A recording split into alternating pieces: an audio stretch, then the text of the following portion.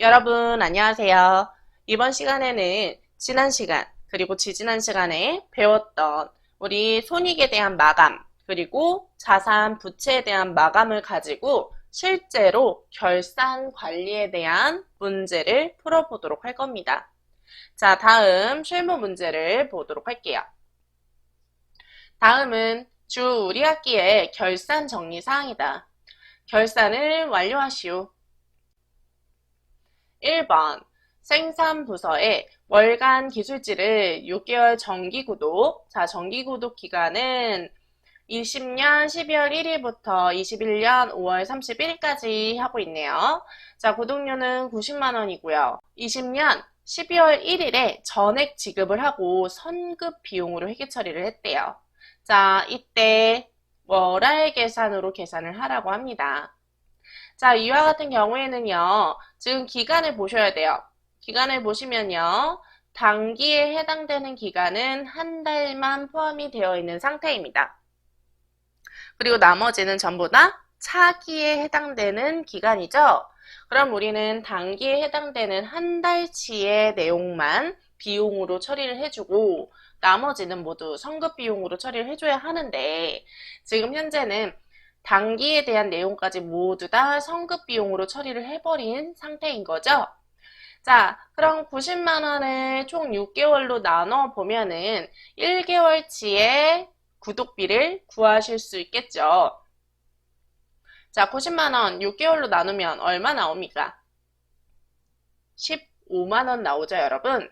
자, 15만 원이라는 금액만 처리를 해주시면 되고요. 자, 월간 기술지를 정기 구독하는 것, 이거 무슨 비용으로 처리를 해주면 될까요?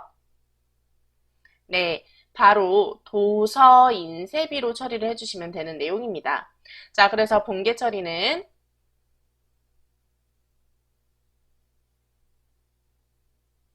차변에 도서 인쇄비 15만 원 넣어주시면 되고요.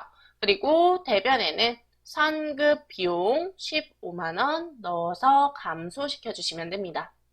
자, 이때 12월 1일 날 분계에서는 선급 비용이 차변에 있었던 것이기 때문에 차변에 90만 원 전체가 다 들어가 있었기 때문에 그 중에서 올해에 해당하는 만큼만 선급이 아닌 만큼만 감소해 주시면 되는 거예요. 이해되세요, 여러분? 네, 다음 문제 보도록 할게요. 자, 다음 2번. 단기 말 현재까지 경과된 기간에 대해 미지급된 비용 내용은 다음과 같다. 자, 미지급된 비용을 보라고 합니다. 그러면 우리가 단기에 냈어야 하는데 못 냈던 미지급 비용에 대한 정리 분계가 되겠네요. 내용을 볼게요. 첫 번째, 제조공장의 생산직 급여 미지급분이라고 합니다. 자, 생산직 급여에 대해서 미지급한 내용. 자, 매월 말일이 지급일자다라고 되어 있습니다. 단기만 현재인데 아직 미지급했다고 하네요. 그렇다면 해당 부분도 지금 우리는 임금이라는 부분을 통해서 미지급 비용으로 처리를 해주셔야 되겠네요. 그쵸? 생산직 급여는 임금으로 처리를 하고 있습니다. 자, 그리고 기간이 경과한 이자 비용의 미지급분. 자, 제조원가는 아니래요. 그렇다면 이건 우리 이자 비용 어디 들어가요? 영업의 비용에 들어가죠? 자, 영업의 비용으로 처리를 하라는 얘기고요. 그리고 기간이 경과된 영업부서의 자동차 보험료. 자, 영업부서의 자동차 보험료라면 우리 판매비와 관리비에 들어가는 내용이죠. 자, 그렇다면 이러한 부분들은 전부 다 비용으로 올해 발생분이다 라고 발생 먼저 시켜주셔야 되잖아요. 그래서 자, 이 경우에는요, 공개를 하실 때 차변에는 자, 임금, 제조원가에 들어가는 임금 300만 원, 영업의 비용으로 처리되는 이자 비용 200만 원, 그리고 판관비에 들어가는 보험료 100만 원을 차변에 넣어주시고 이 모든 것들은 단기에 발생이 되어야 하는 건데 아직 지급하지 못했다 라고 미지급 비용이라는 부채로 증가를 시켜주시면 되겠습니다. 자, 다음 3번 문제 보시면요. 3번은요. 결산이 현재, 자, 결산이 현재라고 했어요. 현재 보유 중인 유가증권의 평가액은 다음과 같대요. 자, 단기매매증권은 우리가 가지고 있는 거는 2,500이었는데 2,400으로 마이너스가 됐고요. 그쵸? 그리고 매도가능증권 같은 경우에는 우리가 가지고 있던 거는 1,510만 원이었는데 공정가액이 1,600만 원으로 플러스가 됐네요. 자, 이런 경우에 우리 평가 처리는 오르거나 줄어든 만큼에 대해서만 정리를 해주시면 됩니다. 단기매매증권은 지금 가지고 있는 가치보다 줄어들었으니까 대변의 단기매매증권이 와야 될 거고요. 그리고 매도가능증권은 지금 가지고 있는 가치보다 더 증가했으니까 90만 원만큼 더 증가, 차변으로 와야 되겠죠. 자, 이때 분계를 보시면 자, 제가 조금 길어서 줄여서 썼습니다. 차변에 단기매매증권 평가 손실이고요. 100만 원만큼 손실을 봤죠. 손실을 받고 그에 대해서 단기매매증권을 100만 원만큼 감소시켰습니다.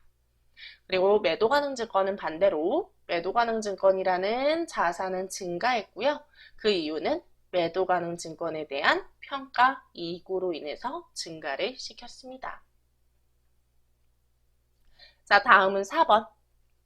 기말 현재의, 자, 지금도 현재래요. 현재 단기차입금 중에 외화로 되어 있는 단기차입금. 자, 외화 단기차입금이 국민은행에 10,000달러가 있다고 합니다. 자, 10,000달러에 대해서는 900만 원으로 계상이 되어 있는데, 현재 결산일의 환율이 1,100원이라고 합니다. 자, 여러분. 그렇다면, 지금 우리가 장부가로 가지고 있는 그 900만 원에 대한 환율이 얼마로 계산이 되었다는 얘기예요. 자, 900만 원을 10,000달러로 나눠보시면 되죠. 그럼 우리는 지금 단기차입금이 환율이 900원으로 계산이 되어 있던 거였습니다. 자, 900원짜리가 1,100원이 됐어요. 그러면 우리 10,000 곱하기 200만큼만 해주시면 되겠죠.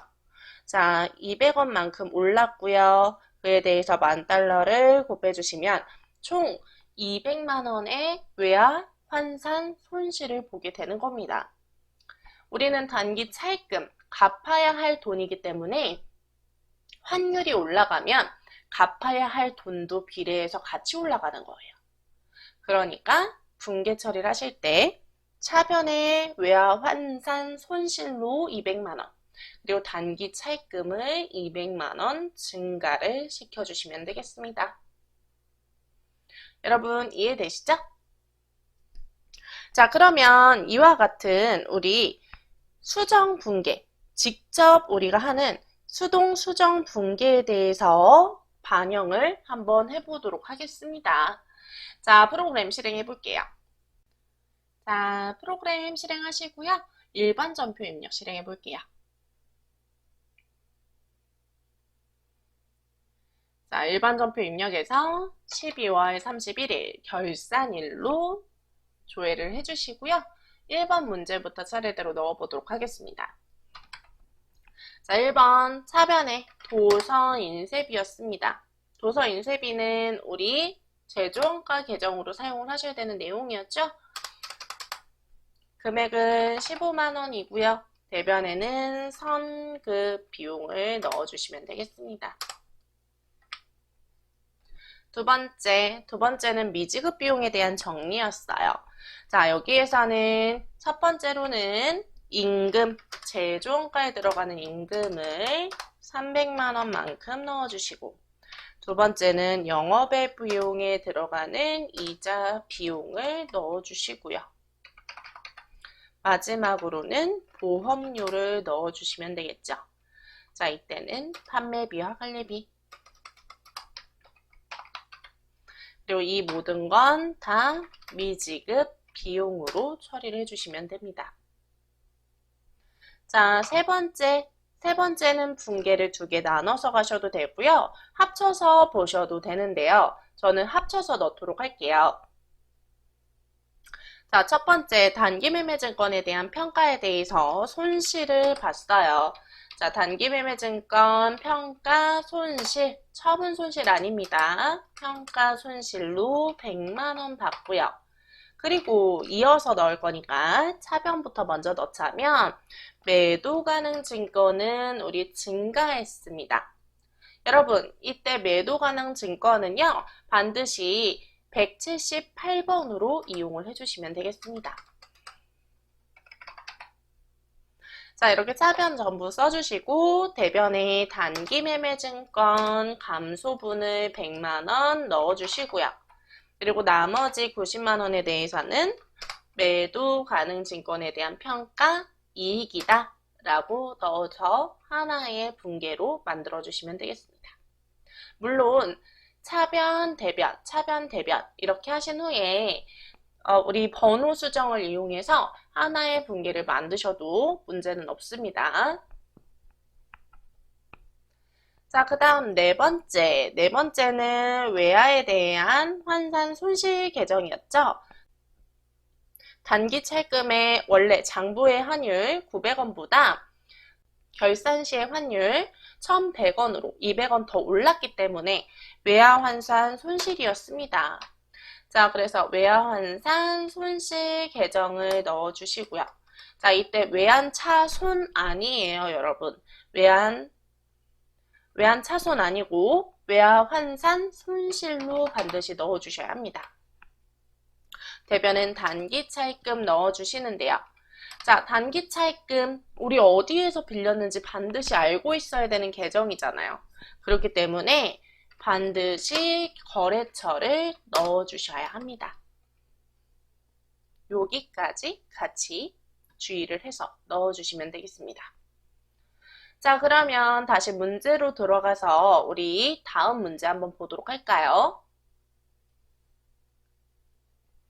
자, 문제로 돌아왔고요. 다음 보도록 하겠습니다. 자, 다음 문제 5번. 결산일 현재의 퇴직급여 추계액은 다음과 같다.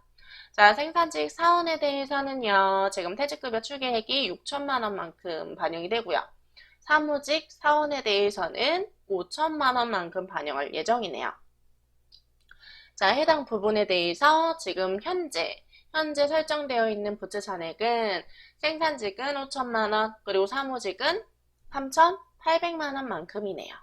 그래서 추가로 설정해야 되는 부분은 지금 5천만 원과 그리고 1,200만 원만큼만 추가 설정을 해주면 되겠습니다. 자, 이 부분은 여러분 직접 분계를 하는 것이 아니라 우리 퇴직급여 추계액 부분 자동 분계로 적용할 수 있는 내용이었죠. 즉 결산자료 입력에서 반영하는 내용들이에요. 그래서 지금 우리 6번, 7번 나머지 문제들도 한번 보고 결산자료 입력에서 반영할 수 있는 내용들을 일괄적으로 처리를 해보도록 하겠습니다. 6번 유무형 자산에 대한 감가상각비는 고정자산 등록 메뉴에 입력된 자료를 조회하여 계상하라고 합니다. 우리 지난 시간에 고정자산 등록한 거 기억나시죠, 여러분?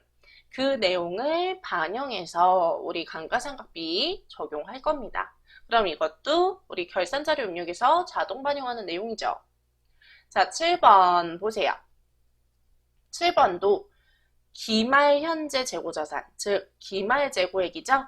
기말 재고액에 대해서 반영하는 내용입니다. 그렇기 때문에 이 기말 재고를 반영하는 내용도 우리는 함께 적용을 해주시면 되겠습니다. 자, 다음 8번.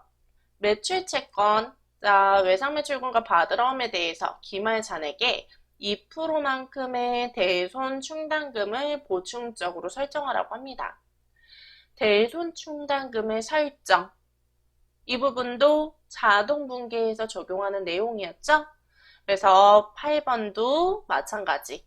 자, 9번 법인세 등을 계상할 금액 2천만 원이다. 법인세 등도 결산자료 입력에서 금액만 입력해 주시면 자동으로 분계 처리가 됐습니다. 자, 그렇다면 우리 5번부터 9번 모두 다 결산자료 입력에서 반영할 수 있는 내용들인데요. 그럼 프로그램을 실행해서 결산자료 입력을 보도록 할게요. 자, 프로그램 실행했고요. 일반 전표는 잠시 나가고 결산자료 입력 실행할게요. 자, 여러분. 결산자료 입력은 우리 전산회계 1급을 보셨던 분들은 당연히 알고 있는 메뉴일 겁니다. 자, 결산자료 입력을 실행하실 때는 1월부터 12월까지를 조회하신 후에 각각의 올바른 내용을 반영금액 부분에서 적용하시게끔 되어 있죠. 자, 이때 지금 우리가 넣어야 되는 부분들을 보시면요. 일단 가장 첫 번째로 넣어야 되는 부분은 퇴직급여 추계액 부분이었습니다. 자, 퇴직급여 추계액은 우연히 지금 제가 이렇게 클릭해둔 부분이 바로 퇴직급여에 대한 추계액을 입력하는 내용들인데요. 자, 여기는 지금 제조원가에 대한 퇴직급여 추계액이고요. 그리고 좀 내려와 주시면 판매비와 관리비 부분에서도 퇴직급여에 관련된 부분을 확인하실 수 있습니다. 근데 우린 여기서 직접 넣지 않을 거고요. 상단에 보시면요. 퇴직충당이라는 툴바가 있습니다.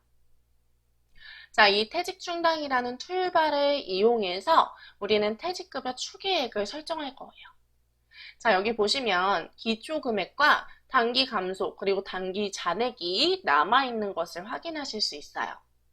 자, 이 부분은 우리가 여태까지 우리 일반 전표 입력 작성하시고 그리고 메인 매출 전표 입력 작성하시면서 자동으로 반영된 내용들이에요.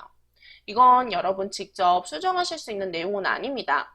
그래서 이 부분이 잘못되어 있다면 기존에 우리 퇴직급여에 관련되어 있는 분계를 하실 때 해당 부분에 적용을 설정하지 않으셨거나 아니면 분계가 잘못됐기 때문에 반영이 되지 않는 거예요.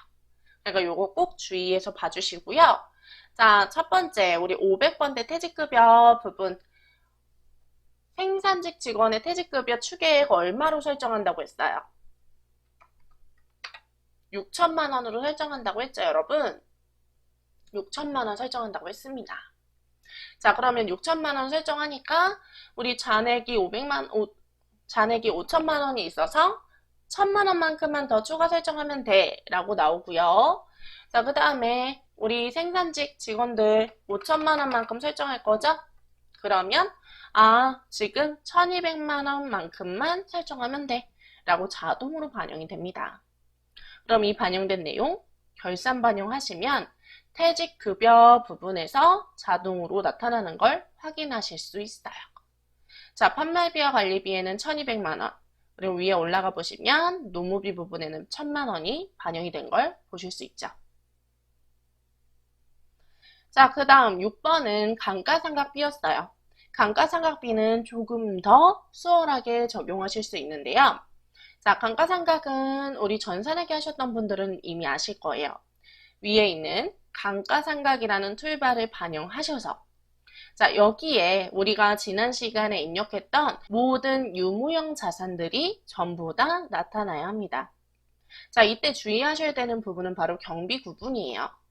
여러분 지난 시간에 경비 구분 제가 계속 강조해서 말씀을 드렸습니다. 자, 건물은 판관비, 건물은 판관비, 기계장치는 제조였고요. 그리고 차량 방구 중에서 화물차만 제조, 그리고 비품, 컴퓨터 제조였고요. 특허권 A도 제조였습니다. 그래서 이 부분이 만약 틀리다면 감가상각비의 반영이 제조원가와 판관비가 다르게 반영될 수 있기 때문에 반드시 주의를 해주셔야 되는 내용이에요. 자, 그래서 해당 내용들이 전부 올바르게 적용이 되어 있다는 걸 다시 한번 확인을 해주시고 되어 있다면 결산 반영을 해주시면 됩니다. 자, 결산 반영하시면요. 제조원가에 해당되는 부분은 여기 경비라고 되어 있는 부분 하단에 보시면 일반 감가상각비 부분에 기계장치랑 차량운반부, 비품에 대해서 들어가 있고요. 그리고 판관비 부분에서도 우리 감가상각비 부분 그리고 무형자산 사각비 부분 확인하실 수 있게 되어 있습니다. 자, 다음 부분 보시면요. 기말재고액이에요. 자, 기말재고액은 우리 각각의 란에 직접 입력을 하시면 되는 내용인데요. 자, 가장 먼저 원재료 부분을 보시면 원재료 여기 10번 기말 원재료 재고액에 2천만 원 그대로 입력을 해주시면 되는 내용이었고요. 그리고 두 번째, 기말 제공품 재고액. 자, 기말 제공품 재고액까지는 그대로 있는 그대로 넣어주시면 돼요. 근데 마지막 기말 제품 재고액.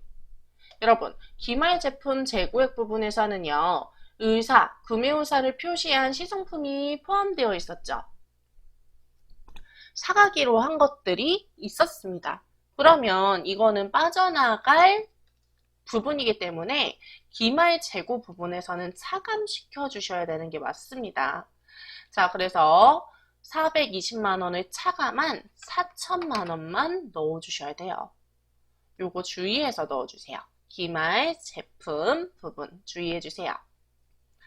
자, 이렇게 넣어주시면 우리는 각각에 대한 기말 재고액을 넣었기 때문에 제조원가와 그리고 총 제조 비용도 산출이 되고요. 위로 다시 올라가 보면 원재료비도 산출되어 있는 걸 확인하실 수 있습니다. 자, 기말 제품도 넣었으니까 제품 매출원가도 당연히 나오겠죠.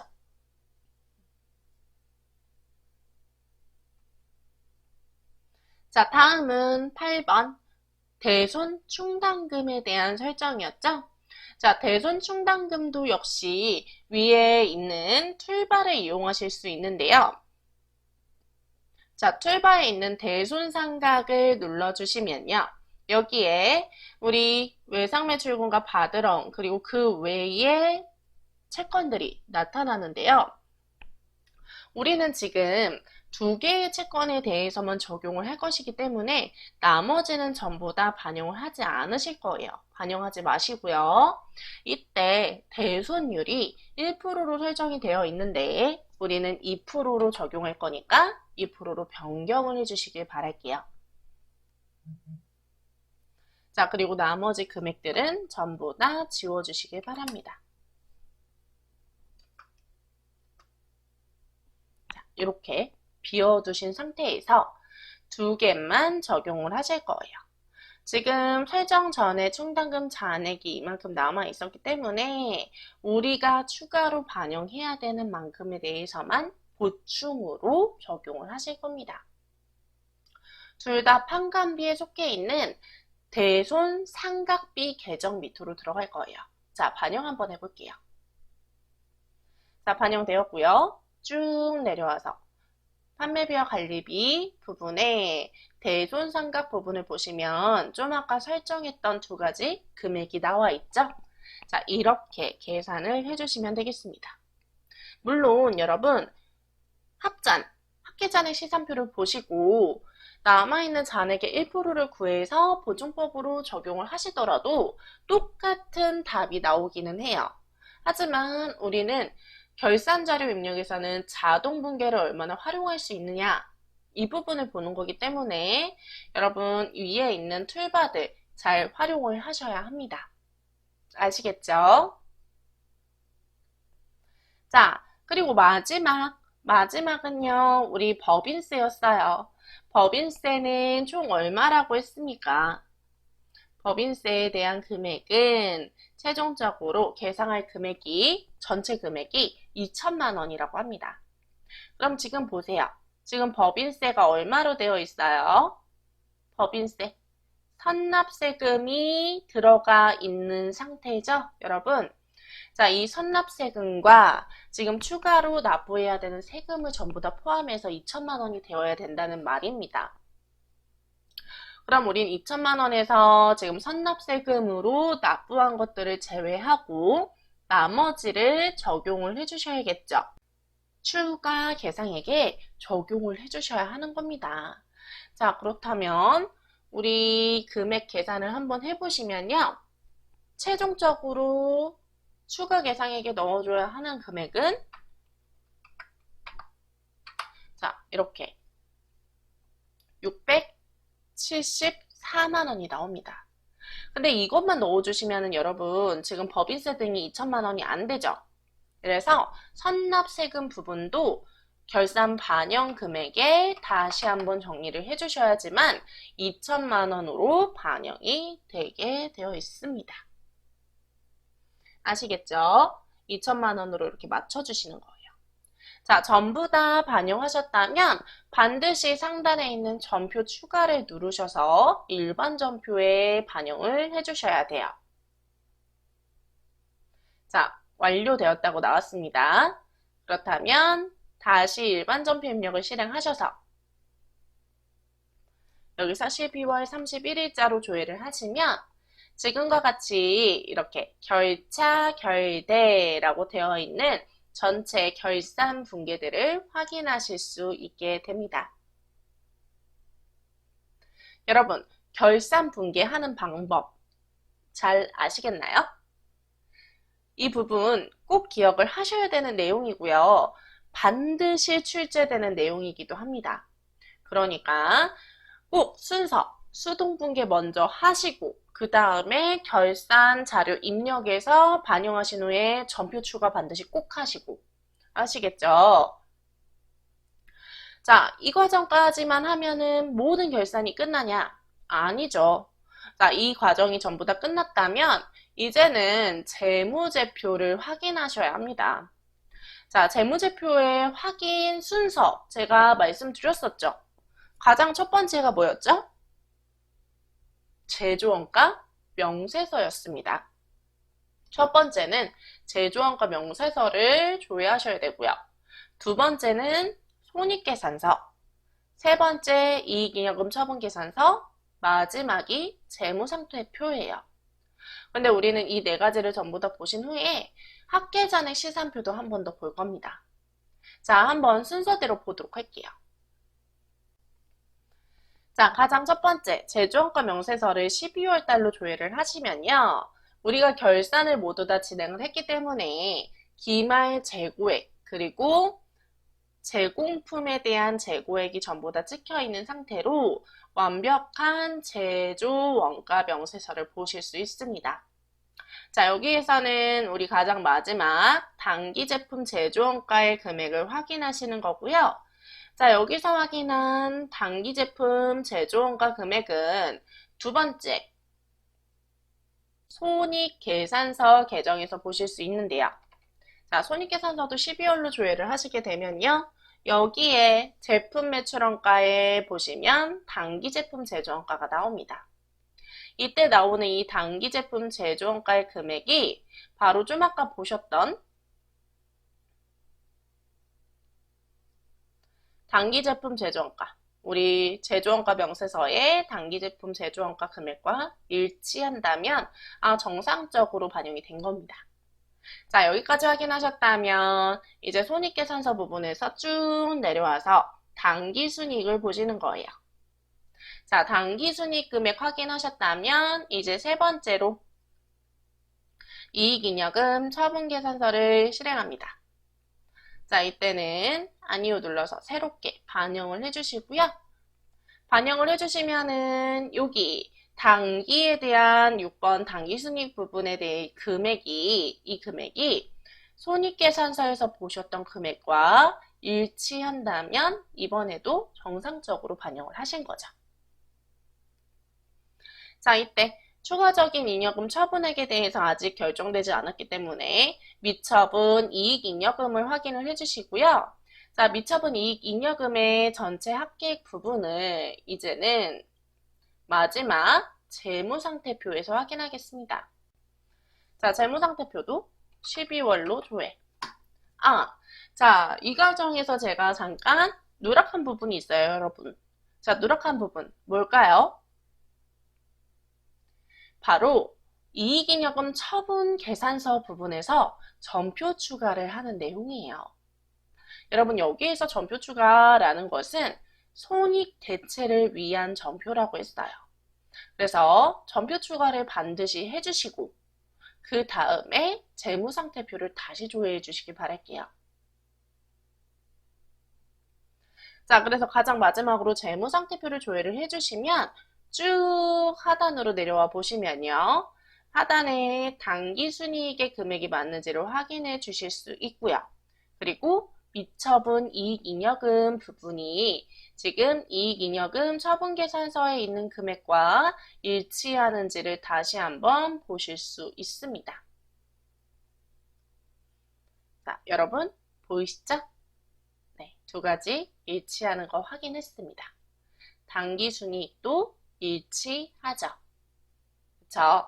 이렇게 모든 것들이 전부 다 일치한다면 정상적으로 결산을 완료했다라고 볼 수 있겠습니다.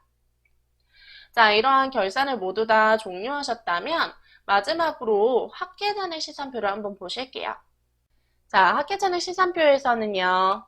이것도 말일자로 보시면 여기에서는 어떤 걸 확인하셔야 되냐면 우리는 자산부채 자본 같은 경우에는 증가변과 감소변이 있기 때문에 양쪽에 합계가 남는 것이 많고요. 그리고 잔액이 자산은 차변, 부채는 대변, 자본도 대변에 남게 되는데요.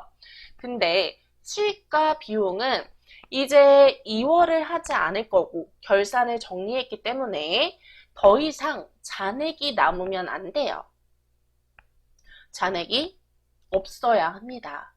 그래서 정말 수익과 비용 부분에 대해서 잔액이 없이 다 정리가 되었는지를 확인하는 과정이 바로 합계잔액 시산표를 보는 거예요.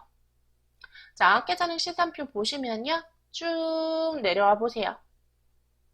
쭉 내려와 보시면 10번 손익 부분부터가 바로 수익과 비용 부분입니다. 자, 손익 부분 보시면요. 차변과 대변의 합계가 전부 동일하기 때문에 잔액이 없죠. 자, 잔액이 없습니다. 매출 부분에 대해서도요. 지금 남아있는 잔액들 정리가 된 겁니다. 그리고 그 아래쪽에 있는 수익 비용들을 보세요. 그러면 잔액 부분이 전부 다 빈칸으로 들어가 있는 걸 확인하실 수 있죠. 네, 이렇게 모든 수익과 비용이 전부 다 잔액이 정리되어 주는 것. 모든 수익과 비용 부분의 잔액이 정리되어 주는 것. 바로 이것이 우리가 이익잉여금 처분계산서에서 처리했던 손익대체 붕괴를 처리했기 때문에 이렇게 정리가 된 겁니다. 자, 제가 아무거나 하나를 볼게요. 소모품 B 부분을 한번 조회를 해보면요. 가장 마지막 12월 31일자를 보면은 여태까지 지금 우리 12월까지 전부 다 쌓여있던 잔액을 전체 다 손익계정으로 대체한 것을 보실 수 있습니다. 자, 이렇게 해서 모든 잔액을 0으로 맞춘 후에 다음 기수로 이월되지 않도록 정리를 해주시면 되겠습니다. 자, 여러분 여기까지가 모든 결산 그리고 재무제표 작성에 대한 내용입니다.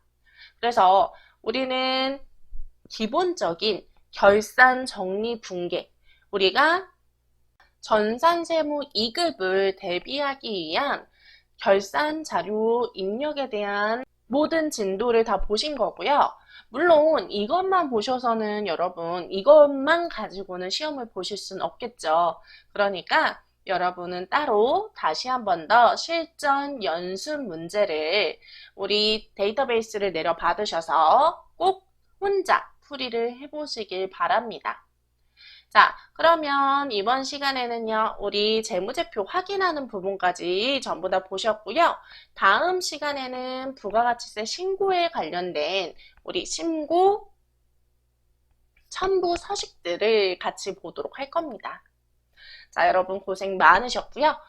결산 부분 반드시 재무제표는 순서대로 읽는다 라는 점 주의하셔야 되고 붕괴 처리하는 거 수동결산 먼저 자동결산 나중에 전표 추가는 필수.